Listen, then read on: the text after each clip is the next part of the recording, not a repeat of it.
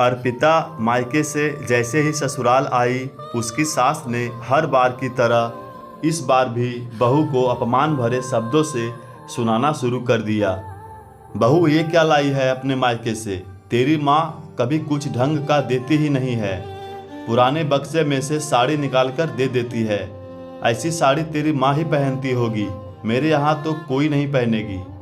तुझे क्या अपने ससुराल के स्टेटस का जरा भी ख्याल नहीं है जो तू ये साड़ी बिना सोचे समझे उठाकर ले आई है?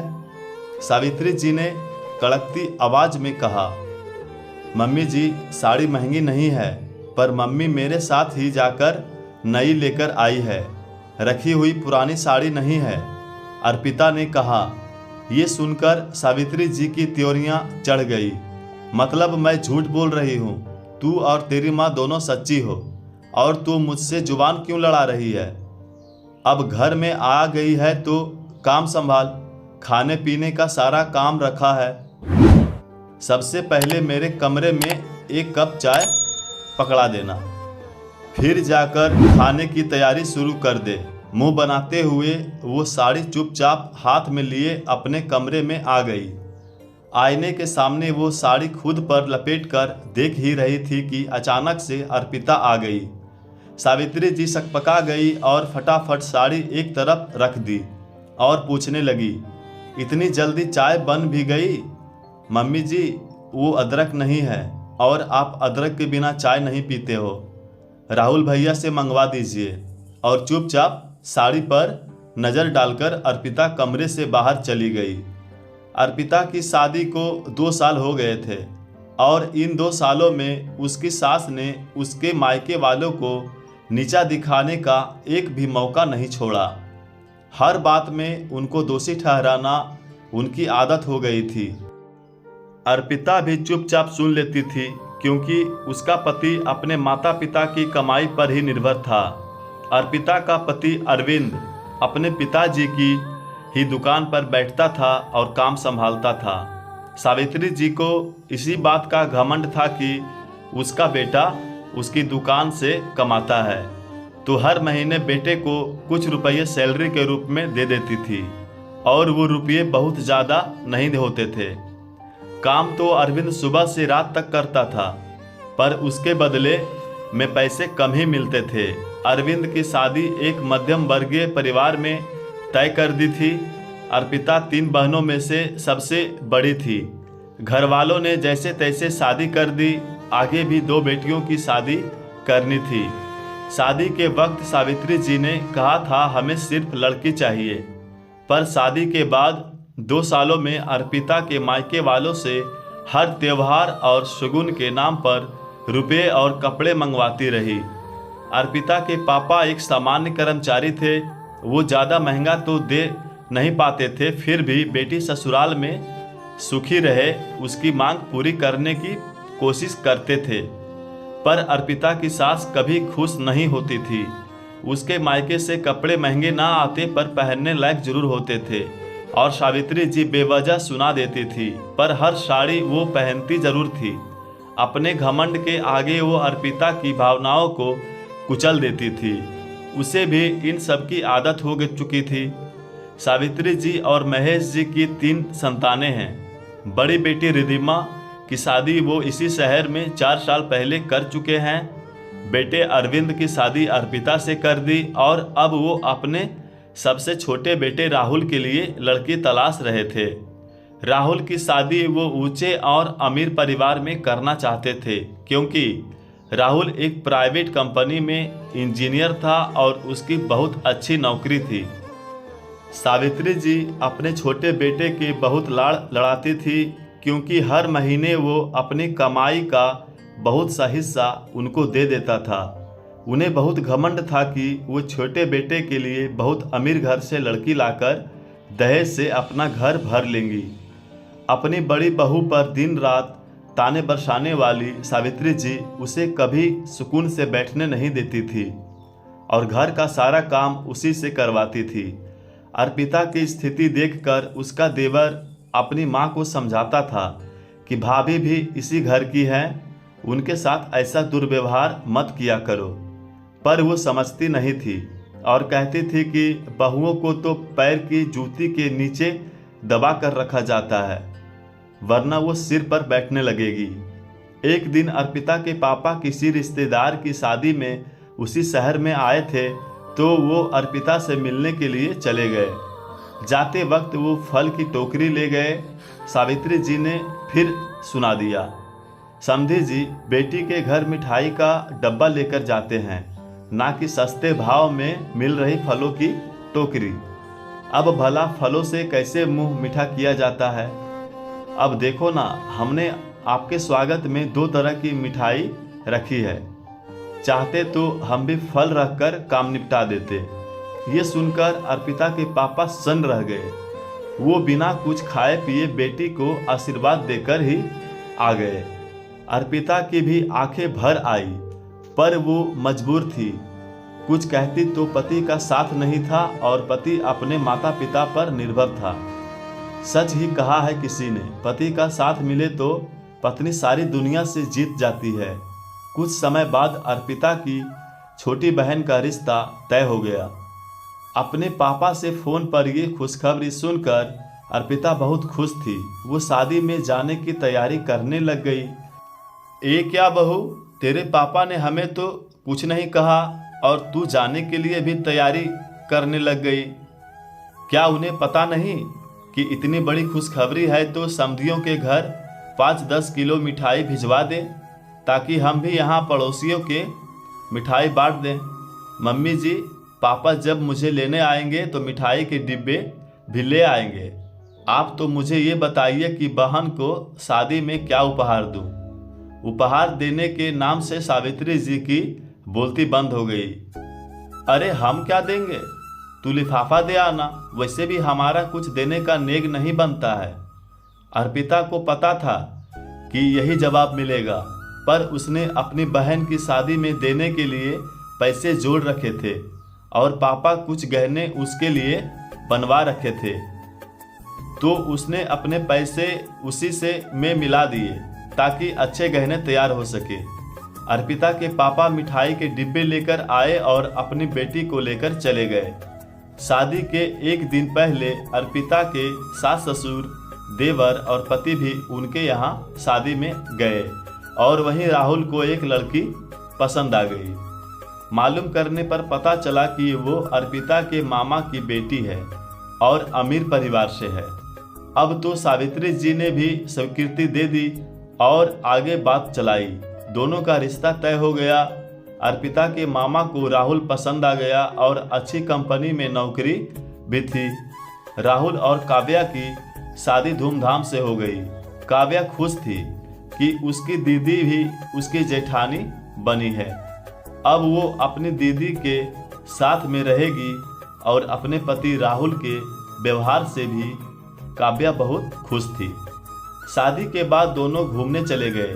वहां से आकर जब काव्या ने अर्पिता के साथ रसोई संभाली और कुछ महीनों में उसे ससुराल में अर्पिता दीदी की स्थिति का पता चला तो उसे बहुत दुख हुआ। सावित्री जी अब काव्या पर भी रौब झाड़ने लगी थी, पर काव्या सुनने वालों में से नहीं थी। राहुल ने भी उसे अपनी माँ के व्यवहार के बारे में बताया था, जिसे सुनकर वो भी दंग रह गई थी। अर्पिता के दूर के रिश्तेदार की मृत्यु हो गई थी तो वो अरविंद के साथ अपने मायके गई थी। उसके जाने के 2 दिन बाद काव्या का छोटा भाई उसी शहर में इंटरव्यू देने आया था, तो उसने काफ़ी पकवान बनाए तो सावित्री जी ने टोक दिया, काव्या तेरा भाई ही तो आ रहा है, उसके लिए इतने पकवान बनाने की क्या ज़रूरत थी, रोटी सब्जी ही खिला देती। मम्मी जी, मैं हर किसी का सम्मान करती हूँ, वो चाहे मेरे मायके से आए हो या आपके मायके से। मेहमान तो भगवान होता है और इज्जत और मान सबका होना चाहिए। और फिर मैं पकवान राहुल की कमाई में से बना रही हूँ, आपको क्यों आपत्ति हो रही है? जब कमाने वाला कुछ नहीं बोल रहा है तो आप भी मत बोलिए। जब मैं मायके जाती हूँ तो पूरी आवभगत होती है, तो मैं भी अपने मायके वालों का सम्मान करूंगी। काव्या के मुख से इतनी बड़ी बात सुनकर सावित्री जी हक्की बक्की रह गई। वो कुछ कहे बिना रसोई से चली गई। वो आज अपने आप को बहुत अपमानित महसूस कर रही थी। काव्या ने अच्छे से भाई को खाना खिलाया। तभी सावित्री जी बोली, काव्या, तेरे पापा तो इतने अमीर है, फिर भी भाई खाली हाथ आ गया, मिठाई नहीं लाया। मम्मी जी, मैंने ही मना कर दिया था। आपको और पापा को डायबिटीज है और भैया और अर्पिता दीदी अभी यहाँ नहीं हैं। हम लोग मिठाई खाते नहीं हैं, तो क्या पड़ोसियों को बांटने के लिए मिठाइयाँ मंगवाती? फिर अभी तो कोई त्योहार भी नहीं है। बहू के घर से हर बार कुछ आए ऐसा जरूरी तो नहीं है। अब काव्या अपनी सास को बराबर जवाब देती थी, क्योंकि वो दूसरी अर्पिता नहीं बनना चाहती थी। उसने अर्पिता की घर में जो हालत देखी थी वो उससे काफ़ी दुखी थी और इसलिए ही वो अपनी सास को सबक सिखाना चाहती थी। अब सावित्री जी कुछ भी कहने से पहले 100 बार सोचने लगी थी।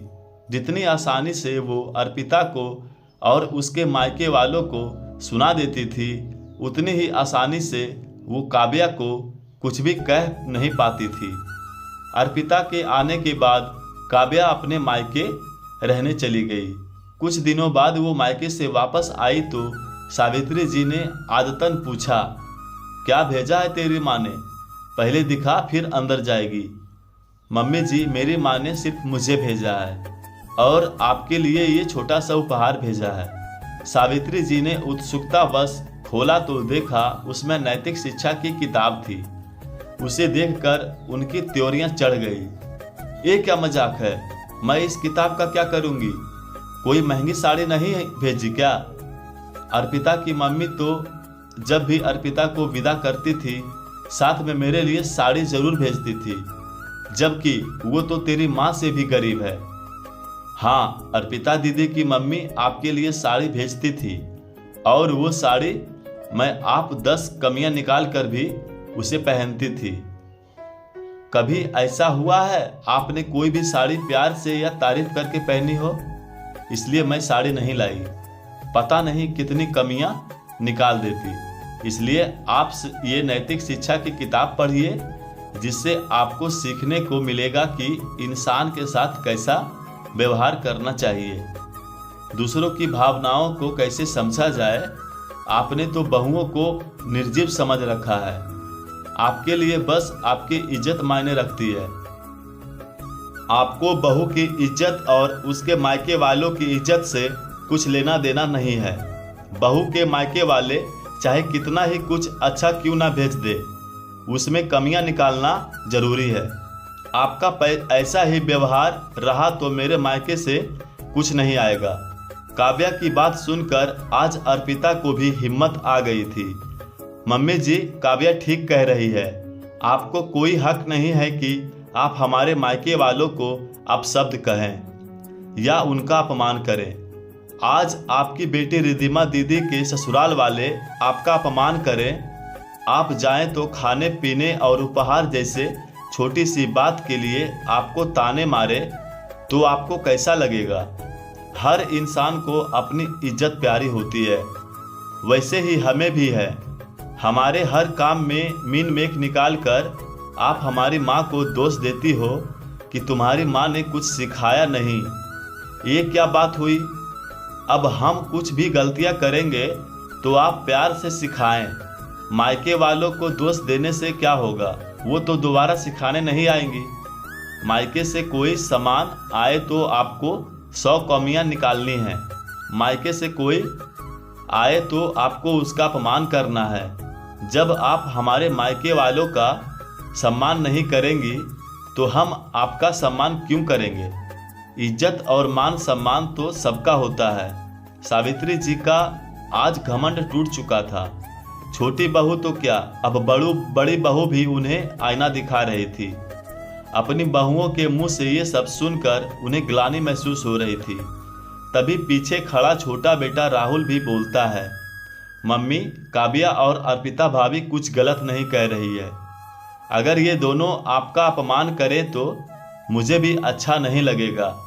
ऐसे ही आप इनके मम्मी पापा के लिए बोलेंगे तो इन्हें भी बुरा लगेगा। अब वो जमाना गया जब लड़की वाला या लड़की अपना अपमान सहन कर लेते थे। आजकल तो सब बराबर है, मान सम्मान दोगे तो मान सम्मान मिलेगा। अरविंद भी दुकान से आ रहा था, उसने भी बात सुनी और अपने भाई की बातों में हामी मिलाई। आज सावित्री जी चुप थी। अपने बेटे और बहुओं की बातें सुनकर उन्हें अपनी करनी पर पछतावा हो रहा था और उन्होंने तय किया कि वो बहुओं के मायके वालों के खिलाफ और वहां से कुछ भी उपहार आए कभी अपशब्द नहीं बोलेंगी और सदा उनका सम्मान करेगी। आज अर्पिता खुश थी कि उनकी बहन ने उसके दर्द को समझा और काव्या खुश थी कि उसने अपनी सासू माँ को सही रास्ते पर ला दिया। पाठकों, जीवन का एक ही नियम है, जो दोगे पलटकर वही वापस मिलेगा। इसलिए मान सम्मान पाना है तो सामने वालों को भी मान सम्मान देना होगा, वो चाहे बहू के मायके वाले ही क्यों ना हो। आज की कहानी आप सबको कैसी लगी हमें कमेंट के माध्यम से ज़रूर बताएं और इसी तरह का कहानी सुनने के लिए हमारे चैनल को सब्सक्राइब जरूर करें। धन्यवाद।